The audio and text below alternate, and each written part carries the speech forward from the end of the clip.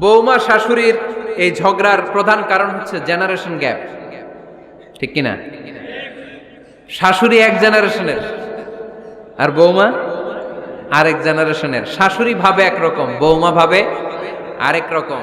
শাশুড়ি চায় বউর উপর খবরদারি করতে, বউ চায় শাশুড়ির উপর খবরদারি করতে। এই ডমিনেটিং এর কারণে কিলাকিলি আছে না নাই? আহা, এটা ঠিক না। আমার শাশুড়ি মায়েরা যারা আছেন, প্রথমে শাশুড়ি দিয়ে শুরু করি। আমার মাইকের আওয়াজ যে ঘরগুলোতে যায়, আমার শাশুড়ি মাদেরকে বলবো, বউদের উপর অত্যাচার করবেন না। ছেলেরে প্রশ্ন করে, তোর কাছে তোর বউ বড় না আমি বড়? আছে না নাই?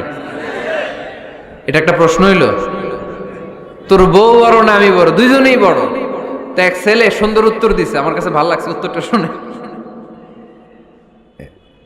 এক মা প্রশ্ন করছে, তোর এতদিন আমি লালন পালন করে বড় করলাম, জীবন যৌবন তোর জন্য শেষ করলাম, আজকে বউ পাইয়া বউ তোর আপন হয়ে গেল? এবার ছেলে উত্তর দিছে, মা, আমার মুখ থেকে মা ডাক শোনার জন্য তুমি কি কষ্টটাই না করছো জীবনে। 10 মাস আমারে পেটে ধারণ করলা, খাইতে পারো নাই, বমি করছো, খালি ওষুধ খাইছো, তোমার পেট কেটে আমারে বের করা হয়েছে, 2 বছর আমারে দুধ খাওয়াইছো, পেশাব পায়খানা পরিষ্কার করেছো। বয়স যখন 3-4 তখন তোমার আমি মা ডাকছি, এই মা ডাকটা শোনার জন্য তুমি এত কষ্ট করছো। আর আরেকবারের মাইয়া এই ঘরে আইসাই তোমার মা ডাকা শুরু করছে। যেই মেয়েটা তোমারে মা ডাকে সে আমার আপন হবে না কেন মা? ঠিক কিনা? এই মা ডাক শোনার জন্য তুমি এত কষ্ট করলা, আমার লালন পালন করলা, 10 মাস পেটে ধরলা, পেশাব পায়খানা পরিষ্কার করলা, এরপরে মা ডাক শুনতে পারছো। আর আরেকবারের মেয়ে জানা নাই চিনা নাই এসেই তোমার ডাকা শুরু করছে মা। তো যে আমার মারে মা ডাকে তার স্থান তো আমার কলিজায়, ঠিক কিনা? শাশুড়ি আম্মারা যারা আছেন, প্লিজ বৌমাদেরকে কষ্ট দিয়েন না। অনেক শাশুড়ি আছে পান থেকে চুন খসলে রেগে যায়, পদে পদে স্ত্রীর ভুল ধরে, বউয়ের ভুল ধরে, আছে না নাই? এটা করবেন না। সে তো নতুন, আপনার অনেক এক্সপিরিয়েন্স হতে তার সময় লাগবে, তাকে সময় দিন, তাকে ভালোবাসুন, ঠিক কিনা? না বুঝে সামান্যতে বৌমারে বদদোয়া দেয়, এরকম আছে না নাই? কিন্তু বুঝতে চায় না, বৌমারে যদি বদদোয়া দেয় তাহলে তার নিজ ছেলের পরিবারের ক্ষতি, পেটে ধরা যে ছেলে, ছেলের পরিবারের কিন্তু ক্ষতি, তার আপন নাতি নাতনিদেরই ক্ষতি। আওয়াজ করে বলেন ঠিক কিনা? বৌমাকে বদদোয়া দিয়েন না।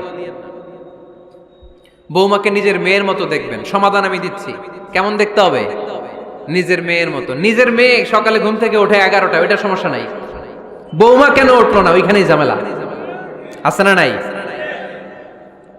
মেহেরবানি করে আপনার বৌমাকে আপনার নিজের মেয়ের মতো দেখেন। নিজের মেয়েরে যেমনি আদর করেন তাকেও অমনি আদর করেন। আপনার বৌমারে যদি আপনি কষ্ট দেন, মনে রাখবেন আপনার নিজের মেয়েটাও আরেকবারের বউ হয়ে কয়েকদিন পরে যাবে। আপনি যা যা করবেন আপনার মেয়েকেও তারা ওই রকম কষ্ট দিয়ে বাড়িতে ফিরিয়ে দিবে। চিল্লায় বলেন ঠিক কিনা? খবরদার, টিট ফর ট্যাট। ইট্টি মারলে পাটকেলটি খেতে হয়।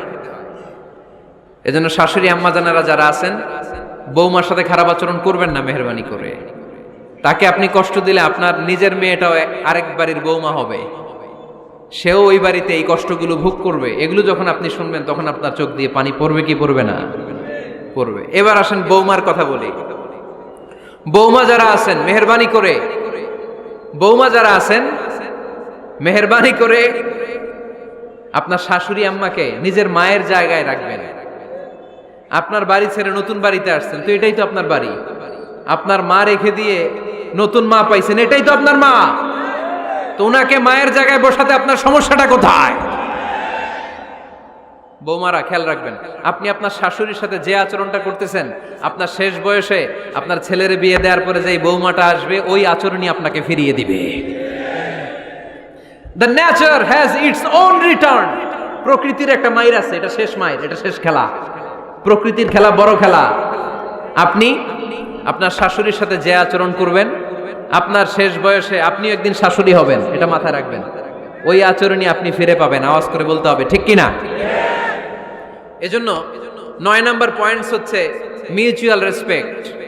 সবাই যেন সবাইকে ভালোবাসি, দোষ ছাড়া মানুষ নাই, সবার দোষ আছে, আমরা যেন একে অন্যের দোষ না খুঁজি। বৌমারা, আপনাদের কেন যদি আমার মাইকের আওয়াজ যায়, অল্প কিছু টেকনিক অবলম্বন করলে আপনি আপনার শাশুড়ির মন জয় করতে পারবেন। শাশুড়িরা আসলে বেশি কিছু চায় না, আগের জামানার মানুষ তো, এদেরকে ওইভাবে হাত করতে হবে। মাঝে মাঝে একটু শাশুড়ির মাথায় তেল দিয়ে দেন, চুলে তেল দিয়ে দিবেন আর কি, মাঝে মাঝে চুল আশ্রয় দিবেন, এগুলো কিন্তু খুব পছন্দ করে শাশুড়িরা। ওনার প্রেশারটা একটু মেপে দিবেন, ডায়াবেটিক্সের ওষুধটা খাইলো কিনা সময় মতো খোঁজ নেবেন, কি পছন্দ করে খেতে একটু রান্না করে দিবেন। যেই বক্তার ওয়াজ শুনতে পছন্দ করে ওই বক্তার ওয়াজগুলো ডাউনলোড করে শাশুড়ি আম্মাকে দিবেন, ইসলামী বই দিবেন। দেখবেন বয়স্ক নারীরা মাহফিল যেতে খুব পছন্দ করে, ওয়াজ শুনতে খুব পছন্দ করে, নবীদের কাহিনীগুলো শুনতে পছন্দ করে। বসায় বসায় একটু কাহিনীগুলো শোনাবেন। বাইরে বেরোলে জিজ্ঞেস করেন, আম্মা আপনার কিছু লাগবে কিনা। আর একটা টিপস আছে, চুল যখন আশ্রাবেন আর শাশুড়ির মাথায় যখন তেল দিয়ে দিবেন, তখন অতীতের কথা জিজ্ঞেস করেন, দেখবেন অতীতের স্মৃতিতে হারিয়ে গিয়েছে আপনার শাশুড়ি। কি জিজ্ঞেস করবেন জানেন? জিজ্ঞেস করবেন, আম্মা জান, মুক্তিযুদ্ধের সময় আপনার বয়স কত ছিল? ওই সময় মুক্তিযুদ্ধের সময় আপনাদের এলাকায় কি কি হয়েছিল মা? আরেকটা প্রশ্ন করবেন, মা বিয়ের সময় আপনি কেমন ছিলেন? ওই দিন দেখবেন বুড়ি আর বুড়ি নাই, জুয়ান হয়ে গেছে। ওই দিন বলবে, মা আমি অনেক সুন্দরী ছিলাম, আমার মাথায় অনেক চুল ছিল, আজকে নাই। আমগো গ্রামে আমার চাইতে সুন্দরী মাইয়া ছিল না। অতীতের স্মৃতিতে, স্মৃতি হাতরাতে হাতরাতে তিনি হারিয়ে যাবেন। জিজ্ঞেস করবেন যে, মা শীতকালে আপনাদের দেশে কি পিঠা বানাতেন আপনি যখন ছোট ছিলেন, আপনার বাপ চাচারা কি করতো? এগুলো জিজ্ঞেস করলে উনি স্মৃতির পাতা হাতরাতে হাতরাতে চোখ দিয়ে দাঁড় দাঁড় করে ওনার পানি ঝরতে শুরু করবে। আপনার জায়গায়, ওনার হৃদয়ের মনি কোঠায় এমন জায়গায় পৌঁছবে, আপনার ছাড়া উনি কিছুই বুঝবে না।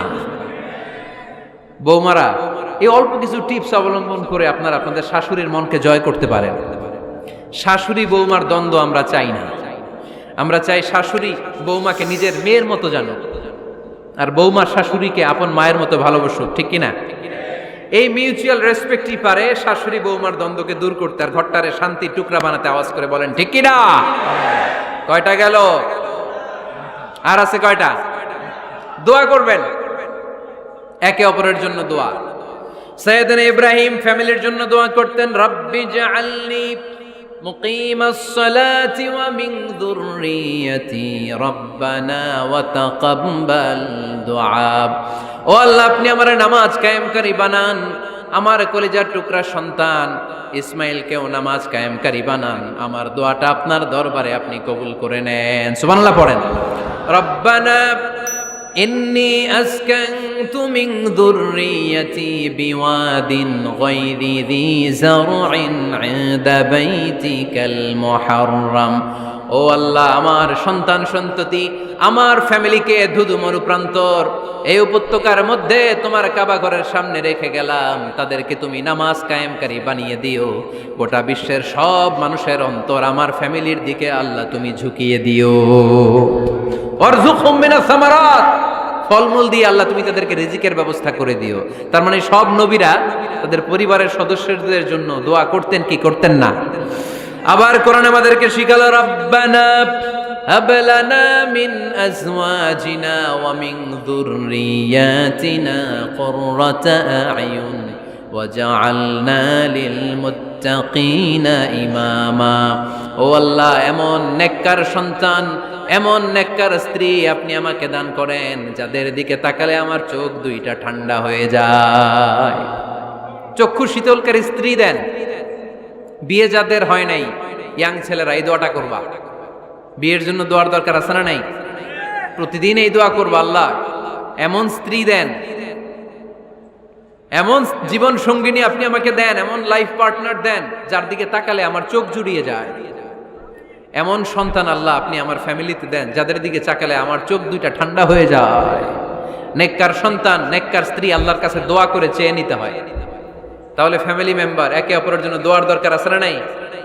বাবা দোয়া করবে ছেলের জন্য, ছেলে করবে বাবার জন্য, মা দোয়া করবে মেয়ের জন্য, মেয়ে করবে মায়ের জন্য, ভাই করবে বোনের জন্য, বোন করবে ভাইয়ের জন্য। দোয়ার দরকার আছে না নাই? দোয়া করবেন সবাই সবার জন্য।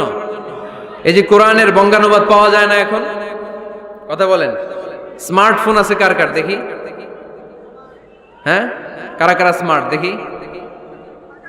হাজার হাজার স্মার্ট, মাশাআল্লাহ। এই স্মার্টফোনের ভেতরে আল কোরআন নামে বাংলায় কোরআনের একটা অ্যাপস পাওয়া যায়।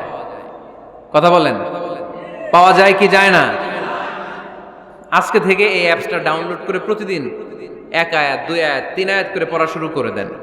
বাঁচতে হলে পড়তে হবে, বাঁচতে হলে জানতে হবে, ঠিক কি না?